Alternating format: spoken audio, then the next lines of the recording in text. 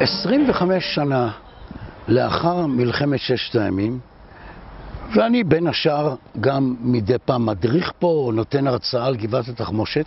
קיבלתי כ-30-35 אנשים, לא הכרתי אף אחד מהם, היו שם אנשים מבוגרים, כנראה משפחות, עמך ישראל, anyway, לא הכרתי אף אחד. סיפרתי את הסיפור כיצד מאיר ועוד שני חבריו נהרגו מהאש של הירדנים מיד למעשה בפתיחת עוד לא התחלנו בקרב למעשה, עוד לא ירינו אנחנו את הירייה הראשונה.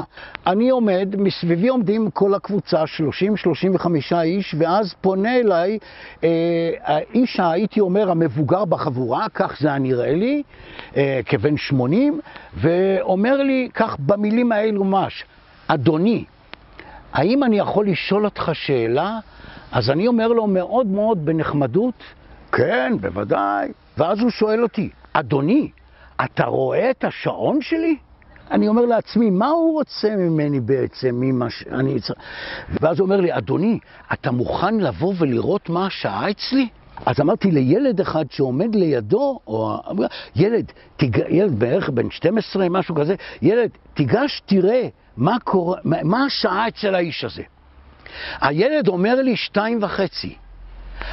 אני עוד לא הפנמתי בדיוק מה קורה, 2:30, את השעון, עוד לא הפנמתי את השיר 2:30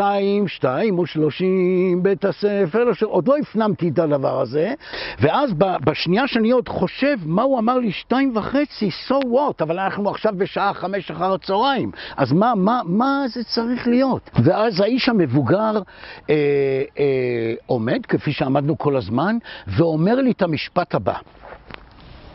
אני מצטט, אני אבא של מאיר מלמודי.